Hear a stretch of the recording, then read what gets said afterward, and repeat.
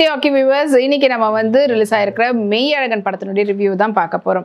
அருண் சுவாமி கார்த்தி அவங்களுடைய நடிப்புல வெளிவந்திருக்கக்கூடிய படம் தான் இந்த மெய்யழகன். இந்த படத்தை வந்து 96 படத்தை டைரக்ட் பண்ண பிரேம்குமார் தான் டைரக்ட் பண்ணியிருக்கிறாரு. அண்ட் இந்த படத்துக்கு கோவிந்த் வசந்தாவுடைய music, cinematographer Mahendran Jayaraju and படத்தினுடைய எடிட்டர் கோவிந்தராஜ். அண்ட் இந்த படத்துல கார்த்தி மற்றும் அருண் சுவாமியோட சேர்ந்து ஸ்ரீதிவ்யா, தேவதர்ஷினி, அப்புறமா வந்து ராஜ்கிரண் மற்றும் பலர் நடிச்சிருக்கிறாங்க. இந்த படத்தினுடைய ஒன்லைன் ஸ்டோரி, 2 பேர், அதாவது ஊரை விட்டு வெளியூருக்கு போய் செட்டில் ஆன ஒரு நபர் மறுபடியும் அவங்களுடைய சொந்த ஊருக்கு வர்றாரு. வரக்கூடிய இடத்துல ஒரு தெரியாத ஒரு நபர் அவருக்காக என்னென்னவோ பண்ணுறாரு, நல்லது பண்ணுறாரு, அவர் கேட்குறது பண்ணுறாரு, அவர் கூட பேசிகிட்டு இருக்கிறாரு, இது அதுன்ட்டு. ஆனால் யாருன்னு தெரியல, அது யாருன்னு கண்டுபிடிச்சாரா இல்லைன்றது தான் படத்தினுடைய ஒன்லைன் ஸ்டோரி.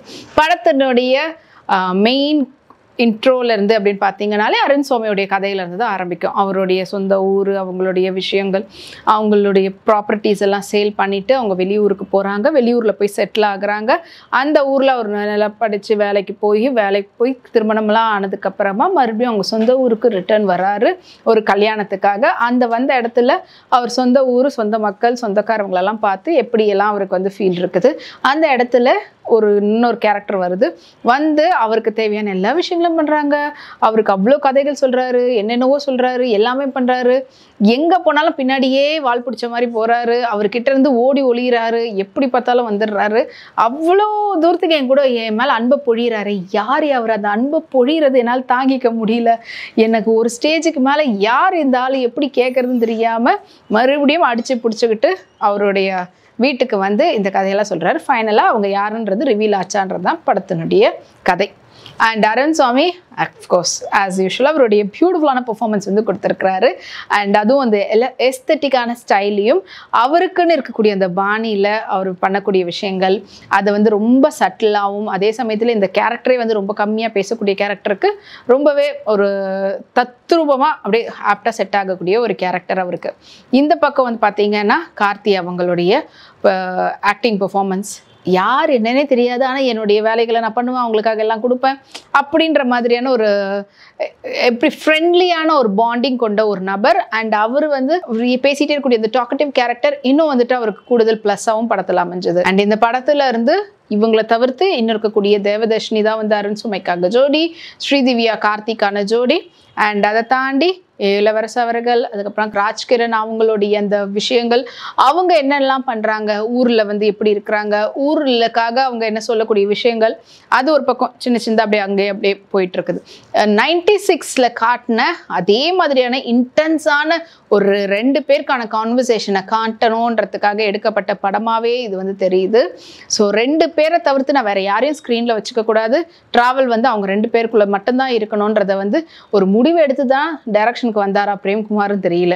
96ல் வந்து த்ரிஷா, அப்புறமா வந்து விஜய் சேதுபதி, இதில் வந்து அருண் சுவாமி, கார்த்தி, இந்த 2 பேருடைய கான்செப்ட் மட்டுமே அவருக்கு வந்து பிடிச்சு அப்படியே ட்ராவலில் கொண்டு போகிறாரு. ஆனால் இந்த படத்தில் ஃபர்ஸ்ட் ஹாஃபில் உங்களுக்கு அப்படியே டைம் போகிறது தெரியாமல் ஒவ்வொருத்தரையும் காட்டுவாங்க, ஊரை காட்டுவாங்க, அந்த கேரக்டர்லாம் வந்து ரிவீல் பண்ணுறது, அதெல்லாம் ரொம்ப அழகாக உங்களுக்கு கொண்டு போயிட்டுருக்கோம்.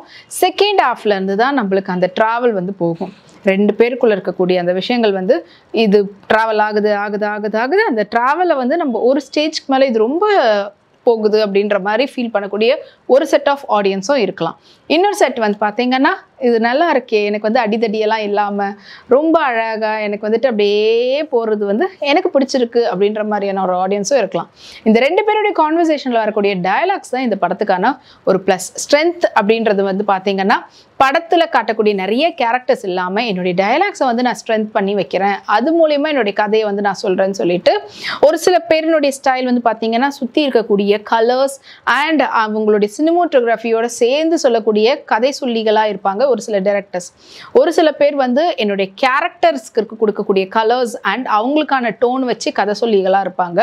அண்ட் ஒரு சில பேர் வந்து வாயார சொல்லக்கூடிய கதையை தான் நான் சொல்லுவேன்ற மாதிரி இந்த படத்தினுடைய டைரக்டர் அவங்களுடைய கேரக்டருங்க எந்த கேரக்டரைசேஷன் வந்து வச்சு நான் கதை சொல்லணுன்றதை முடிவு பண்ணி அவங்களுக்கு கொடுத்துருக்கக்கூடிய டயலாக்ஸ் மூலயமாவே இந்த படத்தினுடைய கதை சொல்லியாக மாறி இருக்கிறாரு. ஸோ கதை சொல்லிகள் அப்படின்றது ஆரம்ப காலத்தில் நம்ம பல இடத்துல கேள்விப்பட்டிருப்போம். இப்போ கதை சொல்லிகள் கொஞ்சம் கம்மியாயிட்டாங்க. அதுதான் இப்போ நவீன உலகத்துல டைரக்டர்ஸ் மூலமா நம்மளுக்கு வந்து கதை சொல்லிகளா இப்போ வந்து பார்த்துட்டு இருக்கிறோம். இந்த கதை சொல்லக்கூடிய பிரேம்குமார்ன்ற ரொம்ப அதிகப்படியா பேச வச்ச கேரக்டர் தான் வந்து இந்த கார்த்தி மெய்யழகன் கேரக்டர். ஸோ படத்தினுடைய டைட்டிலே அவருடைய பெயரில் தான். இவ்வளோ தூரத்துக்கு அந்த கதை சொல்லி சொல்லி சொல்லி அவரை வந்து எல்லா விதத்துலேயும் டயர்டாக்கி யாருப்பா இவர் அப்படின்னு சொல்லி அவருக்குள்ளே யோசிக்க வச்சது. அண்ட் நம்மளும் கூட சேர்ந்து யோசிக்க வச்சு யாராக இருக்கும், இவங்களா இருப்பாங்களா அவங்களா இருப்பாங்க, எதுக்காக இவர் ட்ராவல் பண்ணுறாரு அப்படின்ற மாதிரி நம்மளையும் கொஞ்சம் யோசிக்க வச்சு ஃபைனலாக அவர் வீட்டுக்கு போனதுக்கப்புறமா அவங்களுடைய ஃபேமிலியோட டிஸ்கஸ் பண்ணி அவங்க பொண்ணு வந்து ஃபோன் பண்ணி கொடுக்கும்போது யார் இந்த கேரக்டர்ன்ற அந்த ரிவிலேஷன் அதுவும் வந்து பார்த்திங்கன்னா ஒரு ஃபீல் குட்டான ஒரு தருணத்தில் முடித்த மாதிரி இருக்குது. அண்ட் மறுபடியும் சொல்கிறேன், கமர்ஷியல் மூவிஸ் பிடிக்கிறவங்களுக்கு இந்த படம் டெஃபினெட்லி ஒரு விதத்தில் ஆடியன்ஸை வந்து ஈர்க்கக்கூடிய படமாக இருக்காது. இல்லை எல்லா விதமான படமும் பார்ப்பேன், இப்போ வரக்கூடிய ஆர்ட் அந்த ஒர்க் வந்து ரொம்பவே கம்மியாக இருக்குது, எல்லாரும் போட்ட காசை எடுக்கணும் அப்படின்றது மட்டும்தான் வச்சுட்டு இருக்க போது அந்த ஆர்ட் வேல்யூவை பண்ணக்கூடிய ஆடியன்ஸாக இருந்தீங்கன்னா டெஃபினெட்லி உங்களுக்கு வந்துட்டு ஒரு டச்சிங்கான ஒரு மூவியாக இருக்கும். ஸோ படத்தினுடைய மியூசிக் டைரக்டர் கோவிந்த் வசந்தா அவருடைய மியூசிக் பிஜிஎம் அவ்வளவு அருமையாக கொடுத்து இப்போ வரைக்குமே கூட பல பேருடைய ரிங்டோனாக வந்து 96 படத்தினுடைய பிஜிஎம் இருக்கும். அந்த பாட்டினுடைய சாங் தான் வந்து ரிங்டோனாக இருக்கும். நிறைய வீடியோஸ்க்கு அதெல்லாம் போட்டுட்ருப்பாங்க. அதே போல் இன்னும் கொஞ்சம் காலகட்டத்துக்கு மெய்யழகனுடைய படத்தினுடைய பிஜிஎம்மும் அந்த பாட்டினுடைய மியூசிக்கும் நிறைய பேருடைய ரிங்டோனாகவும் அவங்களுடைய அந்த வீடியோஸ்க்கெலாம் பண்ணக்கூடிய மியூசிக்காக இருக்குன்றதுல டவுட்டே கிடையாது. ஆஸ் அ மியூசிக் டைரக்டராக அது வந்து கரெக்டாக பண்ணியிருக்கிறாரு. முக்கியமாக படத்தினுடைய பாடல் வரிகள் கார்த்திக் நேதாவுடையது ரொம்ப அழகாக அமைஞ்சிருக்குது. காதலுக்கு தான் அவர் வந்து அவ்வளோ அழகான வரிகளை கொடுப்பாருன்னு பார்த்தா காதலை தாண்டி நட்புக்கான வரிகளும் சொந்தங்களுக்கான வரிகளும் அருமையாகவே கொடுத்துருக்கிறாரு. ஸோ பிரேம்குமார் அவர்கள் மொத்தத்தில் ஒரு எமோஷ்னல் கனெக்ட் கொண்ட ஒரு ஃபீல் குட் மூவியாக இது கொடுத்துருந்தாலும் டியூரேஷனை கம்மி பண்ணியிருந்தீங்கன்னா கண்டிப்பாக எல்லாரும் உட்காந்து பார்த்துருக்க முடியும். எனிவே இந்த வீடியோ உங்களுக்கு பிடிச்சிருந்ததுன்னா லைக் பண்ணுங்கள், ஷேர் பண்ணுங்கள், மறக்காமல் நம்மளுடைய ஜி டாக்கிஸ் சேனலை சப்ஸ்கிரைப் பண்ணுங்கள். இந்த வீடியோ உங்களுக்கு பிடிச்சிருந்தா லைக் பண்ணுங்கள், கமெண்ட் பண்ணுங்கள், ஷேர் பண்ணுங்கள், சப்ஸ்கிரைப் பண்ணுங்கள்.